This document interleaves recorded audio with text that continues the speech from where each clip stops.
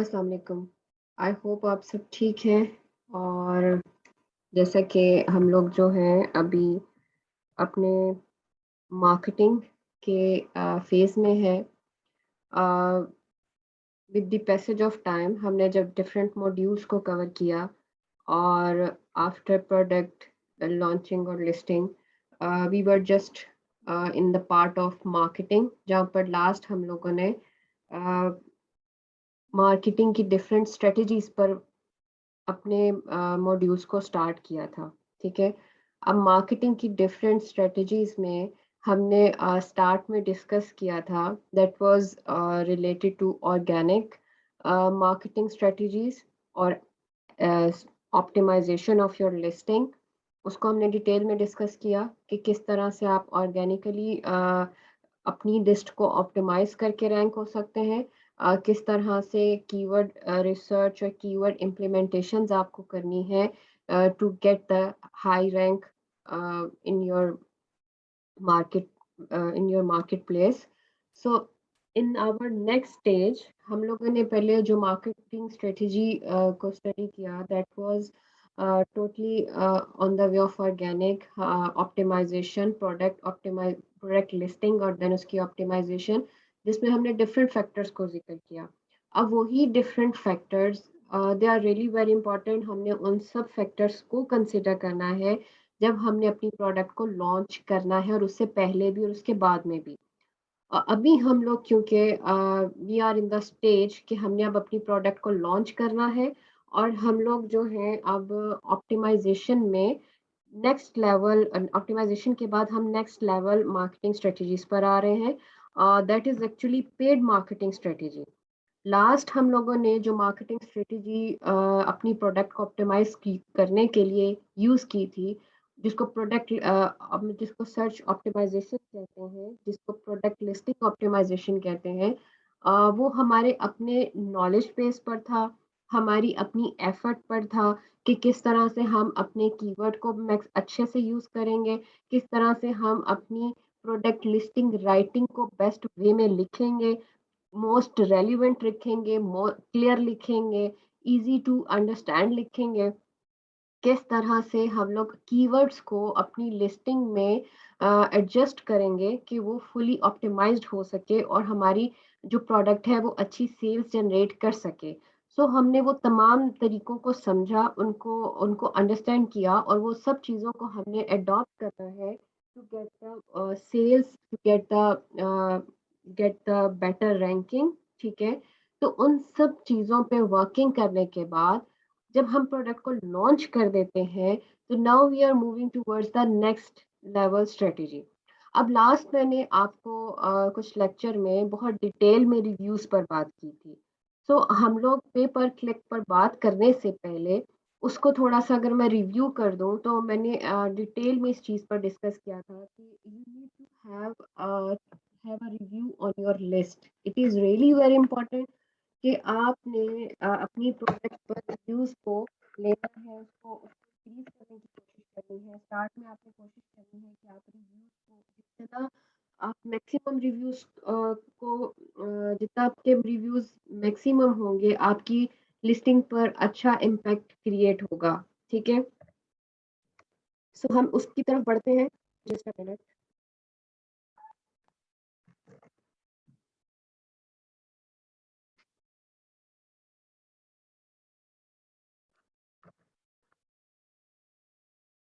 तो हम अब नेक्स्ट स्टेज पर हम लोग जो है we are just moving towards the pay per click.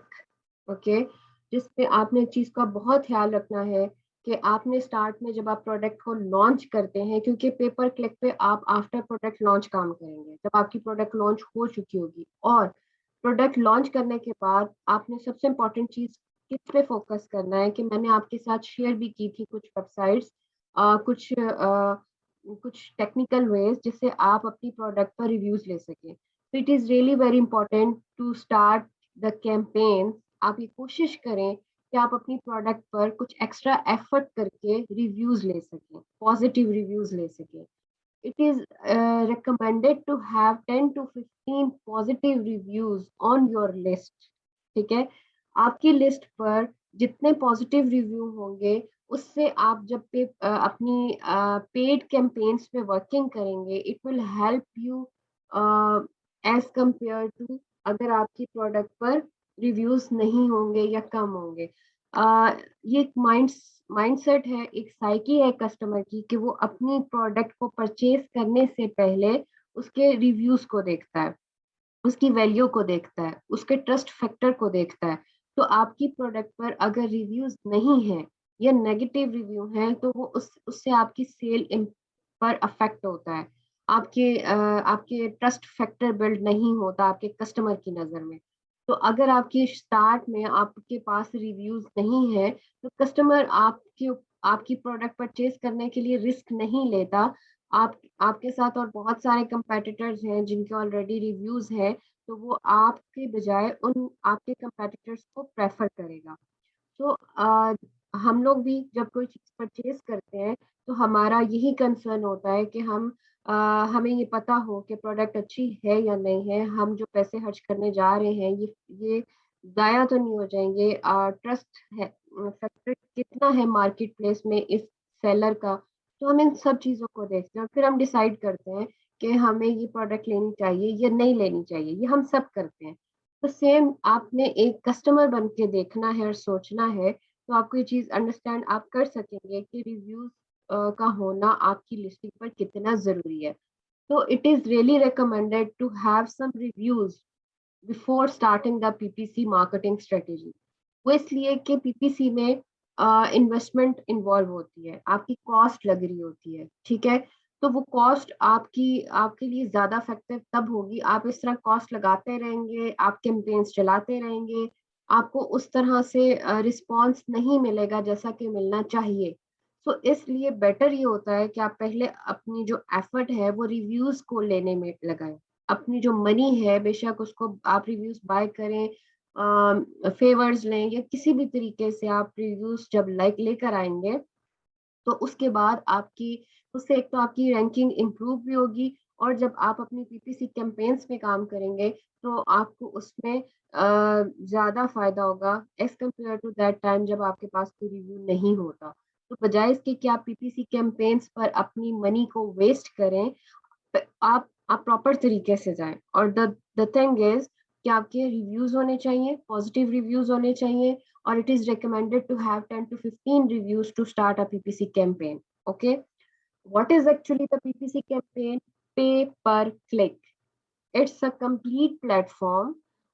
It's a complete area where you will work to get the sales on your product. आपकी एक इंटरफेस आपको मिलता है जिसमें आप अपनी प्रोडक्ट से रिलेटेड कैंपेन्स को लॉन्च करते हैं, अपनी प्रोडक्ट की एड्स एडवर्टाइजमेंट को लॉन्च करते हैं, उसके एडवर्टाइजमेंट पे काम करते हैं and there are some strategy जिस पर ये कैंपेन्स वर्क करती हैं।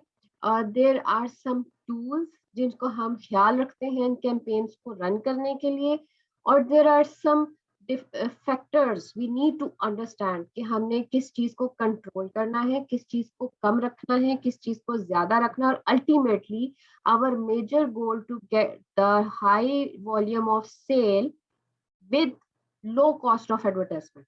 ठीक है, हमारा मेजर गोल क्या है कि हमने इस स्ट्रेटेजी को इस तरीके से लर्न करना है कि हम इसका मैक्सिमम यूज कर सकें, हमें सेल्स हमारा सेल वॉल्यूम मैक्सिमम हो और हमारी कॉस्ट मिनिमम हो। हम कम से कम खर्च करके ज़्यादा से ज़्यादा सेल्स जनरेट कर सकें। That's actually the ultimate goal of the pay per click. And we need to understand that all strategies, that all way to use the tools that can help us to learn more about the system and our major goal to get the high level of sales।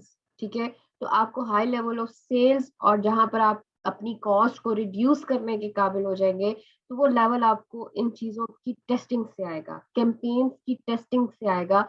आप कोई भी product launch करते हैं तो आपकी एक market place है और आपकी एक प्रोडक्ट की एक स्पेसिफिक डिमांड है, आपकी एक प्रोडक्ट की स्पेसिफिक शेप है, आपके एक प्रोडक्ट का स्पेसिफिक कस्टमर है। तो ज़रूरी नहीं है कि अगर आपके कंपेटिटर किसी स्पेसिफिक वे से अपनी कैंपेन्स को सक्सेसफुली रन कर रहे हैं, तो वही वेज़ आपके लिए भी सक्सेसफुल होंगे। हमेशा आपको अपनी जो कैंपेन्स हैं, उनको डिफरेंट वे से रन करके उसमें से विनिंग कैंपेन्स को निकालना होता है और वही विनिंग कैंपेन्स आपको आपको मैक्सिमम बेनिफिट्स देती हैं। तो इसमें टेस्टिंग बहुत मैटर करती है, आपकी अंडरस्टैंडिंग बहुत मैटर करती है और कीवर्ड्स की अंडरस्टैंडिंग बहुत मैटर करती है और कीवर्ड्स पर आपकी वर्किंग बहुत मैटर करती है। तो ये सब चीज़ों पे हम लोग डिटेल में डिस्कस करेंगे। At this stage, we are just trying to understand the major concept of the PPC, and I just want to share कि PPC actually क्या है और इसका एक इंट्रोडक्शन हम लोग समझ सकें ताकि नेक्स्ट हम लोग टेक्निकल चीज़ों की तरफ जब जाएं तो ये चीज़ें आपको आप इससे गो थ्रू हो चुके हो। So, pay per click actually, there are multiple ways to get the sales, जिसमें से एक पे पर क्लिक है, ठीक है? और पे पर क्लिक के अंदर भी there are multiple ways to launch the campaign. There are multiple ways to test the campaigns. It is up to you how you can work and which level of knowledge you have, and what is actually your budget and how to run your campaign. So it is totally based on your knowledge. Common sense actually I just want to share the major concept कि भाई आप क्यों खर्च करेंगे, ठीक है? अगर आप एक प्रोडक्ट पर जनरली भी इट्स जस्ट एन एग्जांपल कि अगर आप एक प्रोडक्ट के एडवर्टाइजमेंट पर $1 खर्च कर रहे हैं और $1 खर्च करने से आपको $3 की सेल आ रही है, ठीक है? आप अर्न कर रहे हैं $3, ठीक है? तो अगर आप $1 आपने एडवर्टाइजमेंट पर लगाया और $1 आपकी अमेज़न की कॉस्ट हो जाती है, in case I just want to explain you the difference कि अगर आप कुछ स्पेंड कर रहे हैं, तो उस स्पेंड करने से आपने कुछ अर्न भी किया और आप नेगेटिविटी में नहीं आए, आप प्रॉफिट्स में हैं, then it's a good it's a good to it's a good to go and it's good for your business. अगर आपने $1 स्पेंड किया और $1 आपने उसकी कॉस्ट उसकी एक्सपेंडिचर्स या उसकी जो कॉस्ट आपकी जो अमेज़न की कॉस्ट है वो आ जाती है, तो आपको still you are in profit, ठीक है? So when you have good ranking, जैसे जैसे आप रैंक करते जाएंगे आपकी प्रोडक्ट पर आहिस्ता आहिस्ता ऑर्गेनिक ऑर्डर्स भी आना शुरू हो जाएंगे, तो चीजें मल्टीप्लाई होना शुरू हो जाती हैं।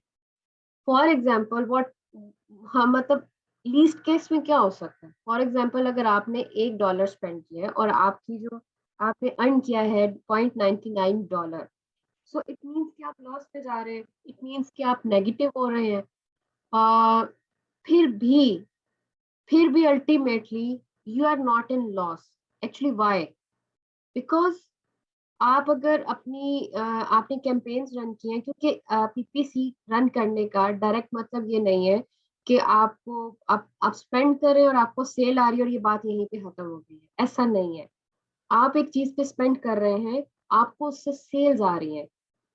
बिहाइंड द सीन किसी न किसी स्पेसिफिक कीवर्ड पर आप रैंक कर रहे हैं, जिन कीवर्ड्स पर आपको सेल्स आ रही हैं, ठीक है? आपकी पोजीशन इंप्रूव हो रही है, आपकी क्रेडिबिलिटी इंप्रूव हो रही है और आपका ट्रस्ट फैक्टर अमेज़न के प्लेटफॉर्म पर इंप्रूव हो रहा है, ठीक है? सो अगर आप एडवर्टाइजमेंट रन करते हैं और आप प्रॉफिट में नहीं आ पा रहे, still still you are in a position, still आपकी रैंकिंग इंप्रूव हो रही है, क्योंकि अगर आप सेल्स ले रहे हैं लेकिन आप उस सेल्स से, क्योंकि स्टार्ट में होता है समटाइम कि आपको पीपीसी को प्रॉपर रन करना नहीं आ रहा होता, या आप टेस्टिंग कर रहे होते हैं, आप टेस्टिंग फेज में होते हैं, आपके पास बहुत ज्यादा गोल्डन कीवर्ड्स नहीं होते, तो इन सब टाइम पीरियड में समटाइम हमारे जो कॉस्ट है वो ज़्यादा हो जाती है और हमें अर्निंग जो है उसके उसकी जो सेल वॉल्यूम है उस उतना रिस्पॉन्स हमें नहीं आ रहा होता। तो इन दैट केस क्या होता है कि हम अगर स्टार्ट में ये प्ले कर भी रहे हैं, फिर भी हमारी अगर हम लोग बज़ाहिर हमने ज़्यादा स्पेंड किया और उसकी जो सेल्स है वो हमें नेगेटिविटी में लेकर जा रही हैं, बट स्टिल हमें लॉन्ग टर्म में उसका फायदा जरूर हो रहा है, और वो ये है कि हम लोग कीवर्ड्स पे रैंक कर रहे हैं, हमारी पोजीशन इंप्रूव हो रही है और हमारी क्रेडिबिलिटी इंप्रूव हो रही है। सो देयर इज मतलब इसमें कोई भी सच नहीं है कि आपको कोई इन द स्टार्ट, अगर आप प्रॉपर तरीके से चलते हैं और आप कोशिश यही करें कि आप अपनी लर्निंग पे को इसमें जितना मैक्सिमम लेके जा सकते हैं, क्योंकि आपकी जितनी कॉस्ट रिड्यूस होती जाएगी और उतने ही आपके प्रॉफिट मार्जिन इसमें बढ़ते चले जाएंगे। So try to spend in a rational way and try to get the maximum benefit. But अगर स्टार्ट में अगर आपको कुछ बहुत ज्यादा प्रॉफिट्स नजर नहीं भी आ रहे, स्टिल आपको इसमें रैंकिंग आपकी इंप्रूव होती है, आपकी क्रेडिबिलिटी बढ़ती है। सो इट्स में कोई इसमें प्रॉब्लम वाली बात नहीं है। Next is sales will get more reviews and metrics to get ranking. Unprofitable ads are still in your benefits, right? When you will get ranked, you will be able to get the organic sale without ads. So I just already explained you. अब थोड़ा सा इसकी advertisement के process को और इसकी terms को हम लोग अंडरस्टैंड करने की कोशिश करते हैं। Here is the three types of ads, ठीक है। हम लोगों ने जब एडवर्टाइजमेंट को रन करना है और पीपीसी को अंडरस्टैंड करने की कोशिश करनी है, तो हमें Amazon different type of campaigns की ऑप्शन देता है। अब उसमें हमारे काम की जो है क्या है, या हमें अपना स्टार्ट एक कहाँ से लेना है। When you will launch your product, तो obviously in the start you आप समटाइम ब्रांड रजिस्ट्री भी नहीं आपकी हो रही हुई होती, आप प्रॉपर एक ब्रांड के तौर पर मार्केट में नहीं होते, तो उस वक्त आपको किस चीज से स्टार्ट लेना है और फर्दर आपको इन चीजों को हम लोग किस तरह से डिफरेंशिएट कर सकते हैं।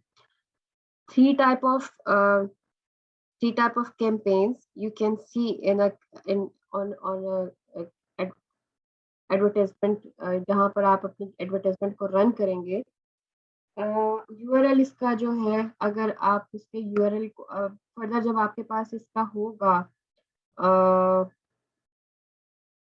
जिसको आप सेलर सेंटर, सॉरी अमेजोन का सेलर सेंटर जब आपके पास होगा, you will get the campaign manager, जहाँ पर एडवर्टाइजमेंट आप रन कर सकते हैं। That advertisement will guide you, will help you in your sales actually. तो वो उन सब चीज़ों को अंडरस्टैंड करने के लिए हम इस चीज़ को स्टडी करते हैं। अब कैंपेन्स कितने किस्म की आप रन कर सकते हैं। First one is sponsored products, ठीक है। Second one is sponsored brands. Third one is sponsored display.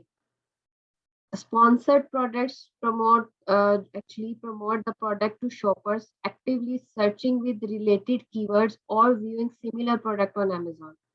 ठीक है। सो हमारा अभी जो नेक्स्ट कंसर्न है वो direct with the sponsored product है, because at this stage in the start we are just focused on the product, because in the start we are not the registered brand, we are not a proper brand to display in the marketplace, और ना हमें बहुत से लोग अभी जानते हैं, ठीक है। तो हमारा मेजर कंसर्न अभी अपनी प्रोडक्ट को रैंक करना है और अपनी प्रोडक्ट को मार्केट में इंट्रोड्यूस कराना है। तो हमारे लिए हमारा कंसर्न अभी फिलहाल जो है वो स्पॉन्सर्ड प्रोडक्ट्स पर है, क्योंकि अभी हम लोग अपनी प्रोडक्ट लॉन्च पे काम कर रहे हैं और अपनी प्रोडक्ट को रैंक करवाना है हम लोग को। So our major concern at this stage is sponsored product. But what is the sponsored brand or sponsored display? Sponsored brand help shopper discover your brand and products on Amazon with rich engaging creatives.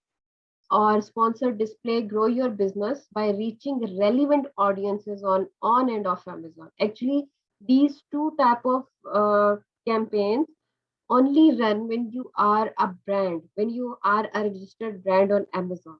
Okay? And second thing, sponsored brand आप तब ही हो सकते हैं, या आप as a brand तब ही sponsor कर सकते हैं, आपको फायदा होगा जब आपकी मार्केट में एक वर्थ बन चुकी है, लोग आपको जानते हैं और लोग आपकी ब्रांड को सर्च करके आपके पास आते हैं, या आपकी ब्रांड की एक आइडेंटिटी क्रिएट हो चुकी है, तो तब आप स्पॉन्सर्ड ब्रांड पे काम करते हैं। उसके बाद आप स्पॉन्सर्ड डिस्प्ले एड भी आपकी ब्रांड रजिस्ट्री के बाद ही आप उस पर वर्किंग कर सकते हैं, because it is directly related to your worth and your identity on that market place. तो इस चीज को थोड़ा सा इन डेप्थ जाने से पहले कि स्पॉन्सर्ड प्रोडक्ट में हम किन चीजों पे मेजर फोकस करेंगे, I just want to show you कि what is sponsored products, what is sponsored brands and sponsored display. ठीक है। अभी हम यहाँ मैंने एक कीवर्ड को सर्च किया, इसको चेक करते हैं। यहाँ मैंने एक कीवर्ड को सर्च किया तो मेरे पास ये प्रोडक्ट्स आ गए उस कीवर्ड से रिलेटेड। ठीक है। तो अभी मैं क्या देखूंगी कि एक्चुअली स्पॉन्सर्ड प्रोडक्ट क्या है और स्पॉन्सर्ड डिस्प्ले क्या है, हम इसको अंडरस्टैंड करने की कोशिश करते हैं। ठीक है। तो हम देखते हैं।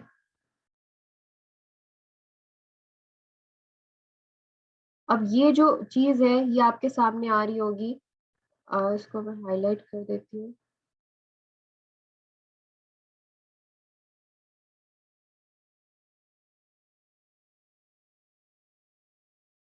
तो ये चीज भी ये आपके पास एक ब्रांड के तौर पर शो हो रही है। ठीक है।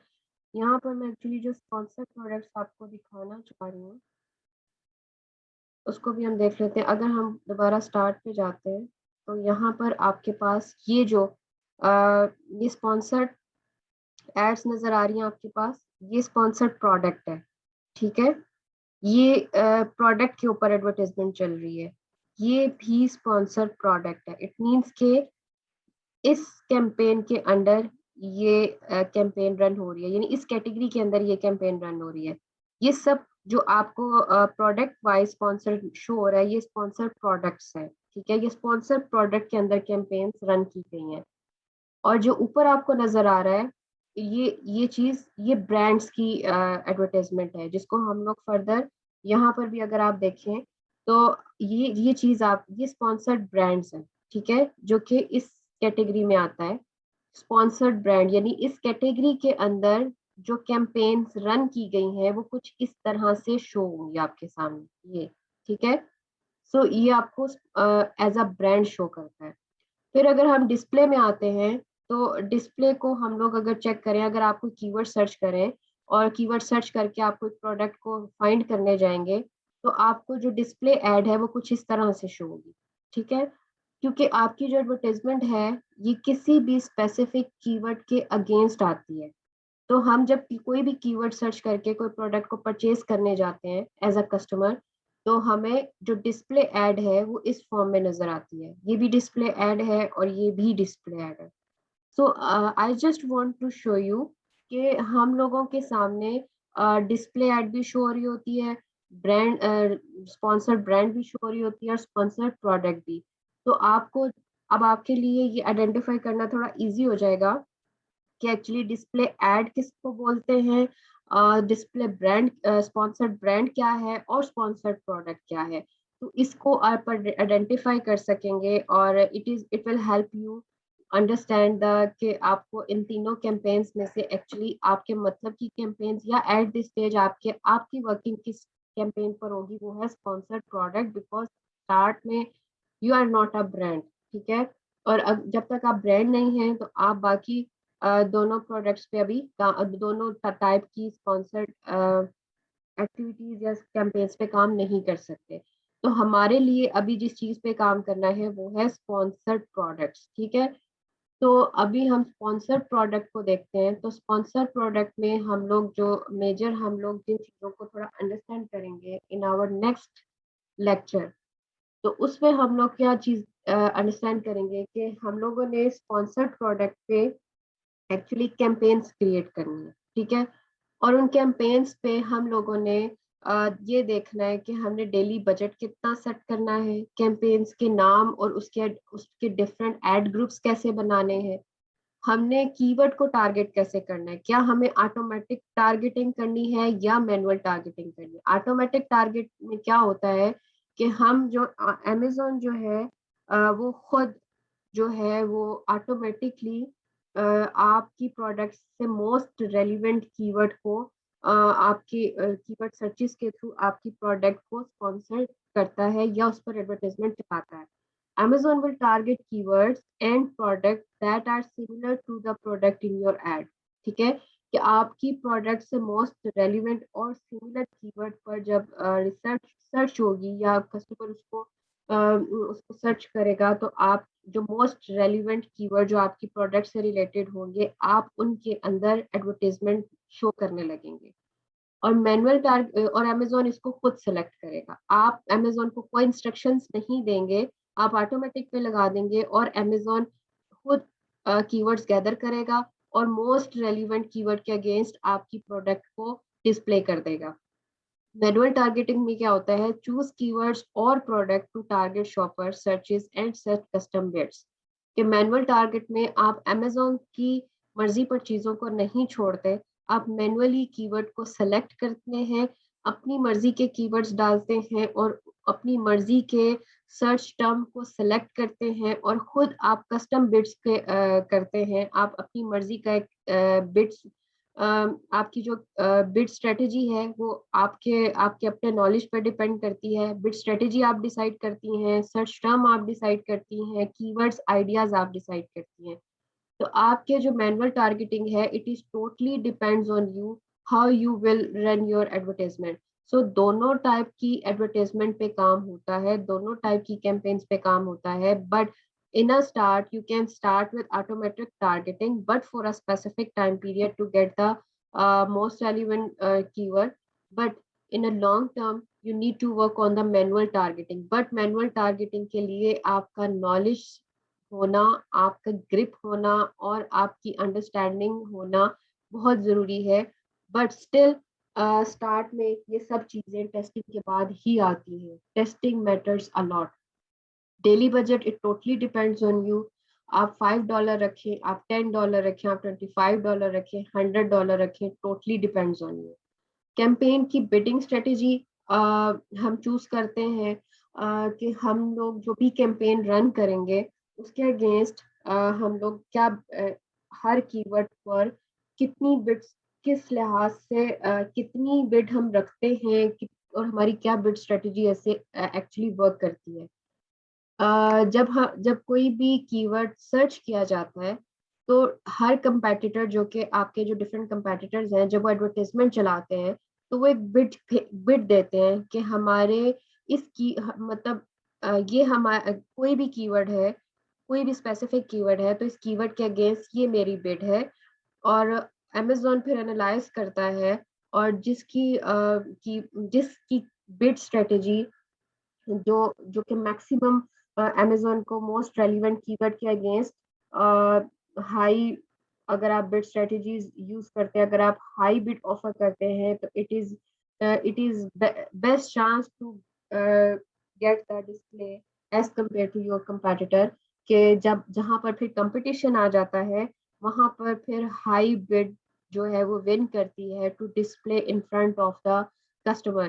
कि अगर एक कस्टमर ने कीवर्ड को सर्च किया है, तो उसको पहले पेज पर 4 या 5 एडवर्टाइजमेंट नजर आने हैं, तो आपकी जो बिड स्ट्रेटजी है ये डिसाइड करती है कि अमेज़न आपको या आपके कंपेटिटर्स में से उस कीवर्ड के अगेंस्ट किसकी प्रोडक्ट को डिस्प्ले करेगा। और एक्चुअली वो जो बिड स्ट्रेटजी है वो भी 3 तरह से वर्क करती है। और dynamic bids up and down, first one is down only, then up and down and then fixed bid. इन चीजों को हम फर्दर भी डिटेल से अंडरस्टैंड करेंगे, but here I just want to explain. we will in the start what is actually dynamic bids. We will lower your bids in real time when your ad may be less likely to convert a sale। कि Amazon आपकी bid को ultimately low कर देता है अगर आपकी there is a less chance to convert, आपका conversion का चांस बहुत अगर कम है, ठीक है, तो आपकी जो एड की बिड है वो उसको लोअर कर देता है। ठीक है, we will lower your bids in real time when your ad may be less likely to convert a sale। ठीक है, मतलब आपकी जो यानी Amazon आपकी बिड को बढ़ाने की बजाय या उसको क्योंकि अगर उसको ये नजर आ रहा है कि इट सेल हो सकती है एक लिमिटेड लेवल ऑफ बिड पर भी, बट अभी उसको सेल होती नजर नहीं आ रही, देन वो आपकी बिड को लो कर देता है और आपकी बिड को लो पर भी डिस्प्ले आपकी एडवर्टाइजमेंट जो है उसको देता है। But in a next stage, dynamic dynamic bids up and down, they will raise your bids by a maximum of 100% in real time, when your ad may be more likely to convert to a sale and lower your bid when less likely to convert a sale. Actually पहले में क्या होगा कि अगर Amazon Amazon जो है वो increase पर तो वर्किंग नहीं करता, पर जब आपकी सेल का कन्वर्जन कम होता नजर आ रहा है तो वो आपकी बिड को ऑटोमेटिकली लो कर देगा, जिससे आपका जो एक्सपेंस है या आपकी कॉस्ट है वो आउट ऑफ कंट्रोल नहीं होती है। But in this way, up and down, Amazon आपकी जो बिड है उसको 100% टाइम भी मैक्सिमम कर सकता है। जब उसको ये पता, जब वो when you are even there is a chance to convert in a sale, तो वो आपकी बिड स्ट्रेटेजी को बढ़ा देता है as compare to your competitor। और अगर there is a less chance तो वो आपकी बिड स्ट्रेटेजी, आपकी जो बिड वैल्यू है उसको रिड्यूस कर देता है। तो यहाँ पर इस वाली स्ट्रेटेजी में आप कंप्लीट कंट्रोल दे रहे हैं अमेजोन को।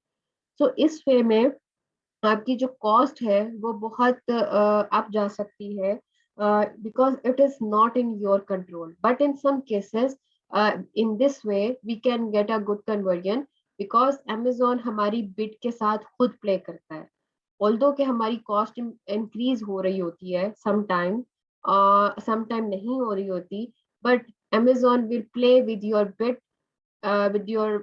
bid amount and will give you the conversion rate at maximum level. When you are working with a fixed bid, you will use your exact bid and any manual adjustment you set, and will not change your bid based on likelihood scale. यहाँ पर ये आपकी जो bid है ये fix ही रहेगी। पहले में वो आपकी बिड को बढ़ाता नहीं है, बट अगर उसको कन्वर्ट होती नजर नहीं आ रही तो आपकी बिड को रिड्यूस कर देगा। इन अ सेकंड में अमेजोन टोटली उसको कंट्रोल करता है, जहां पर आपकी सेल ज्यादा होती नजर आती है वहां पर बिड को बढ़ाकर as compare to your competitor आपको आपकी तरफ जो है वो गेम फेंक देता है। और अगर नहीं नजर आती, कन्वर्जन रेट होता नजर नहीं आता, तो आपकी बिड को रिड्यूस करके आपको फायदे में ले जाता है और आपकी डिस्प्ले नहीं होती, ताकि आपके क्लिक एक्स्ट्रा क्लिक की वजह से आपकी कॉस्ट जो है वो ना बढ़े। फिक्स बिड में क्या होता है कि आप मैनुअली इसको सिलेक्ट करते हैं, मैनुअली सेट करते हैं, एंड ये अमेजोन इसको अपने उसको चेंज नहीं करता, ना रिड्यूस करता है ना बढ़ाता है। फर्दर हम लोग जो है हम लोग एक कैंपेन के अंदर डिफरेंट एड ग्रुप्स बना सकते हैं विद डिफरेंट प्रेफरेंसेस। प्रोडक्ट जो भी हमने रिसर्च, जिस प्रोडक्ट पर भी हमें ऐड चलानी है वो यहाँ सर्च में हमें नजर आएगी, उस प्रोडक्ट को हम सिलेक्ट कर लेंगे। तो हमें जो अमेजोन है वो डिफरेंट कीवर्ड आइडियाज खुद भी देगा, और अगर हम उन कीवर्ड आइडियाज पर काम करना चाहते हैं that's really very good, otherwise we can enter the keyword list, जो कि हम लोग फर्दर आगे रिसर्च भी करेंगे, फर्दर आगे अंडरस्टैंड करेंगे कि किस तरह से हमें कीवर्ड रिसर्च और मैनुअल कीवर्ड जो है वो एंटर करके अपनी कैंपेन्स पे वर्किंग कर सकते हैं। उसके बाद टारगेटिंग आ जाती है कि हमें कीवर्ड टारगेटिंग करनी है, प्रोडक्ट टारगेटिंग करनी है। So most of the cases we will work in the keyword targeting, ठीक है। देन कीवर्ड टारगेटिंग में हमारी प्रेफरेंसेस क्या होंगी? हम ब्रॉड कीवर्ड टारगेटिंग पर जाएंगे, फ्रेज पर जाएंगे या एग्जैक्ट पर जाएंगे? इस चीज को जब हम कीवर्ड आइडिया, हम लोग जब कीवर्ड रिसर्च और कीवर्ड मैनुअल कैंपेन्स रन करेंगे, तो इस पर मैं आपको डिटेल में उस वक्त इसको एक्सप्लेन करूंगी कि एक्चुअली ब्रॉड क्या है, फ्रेज क्या है, एग्जैक्ट क्या है। अभी मैं एक्सप्लेन भी करूंगी तो ये आपको कंफ्यूज कर देगा, बिकॉज एट दिस स्टेज हम इस पे अभी वर्किंग नहीं करें। जब हम इस चीज के ऊपर वर्किंग करेंगे तो फिर आपको ब्रॉड फ्रेज और एग्जैक्ट एग्जैक्ट का डिफरेंस बताऊंगी, और then you can have idea कि ब्रॉड में क्या होता है, फ्रेज में क्या होगा, एग्जैक्ट में क्या होगा, और हमें इनमें से किस टाइप की कीवर्ड टारगेटिंग पे काम करना है जो कि हमें बेनिफिट दे सके। So it was the general overview for your PPC, for your different type of campaigns. or actually which type of a campaign best for you. We just discussed about it, that is sponsored product, or actually which how we will work on the sponsored product and which factor we will consider while launching our campaigns, we वो हमने discuss किया. Now next in our next lecture we will discuss about in depth to launch a campaign, to launch a different type of campaign and different type of strategy to get the best result in our PPC campaigns. Hope it will help you to understand. It is just a first lecture to understand the PPC. In next lecture, inshallah, I will try my best to explain the different strategy to run the successful campaigns in which you can get the high level of sales with a low level of cost. Thank you so much.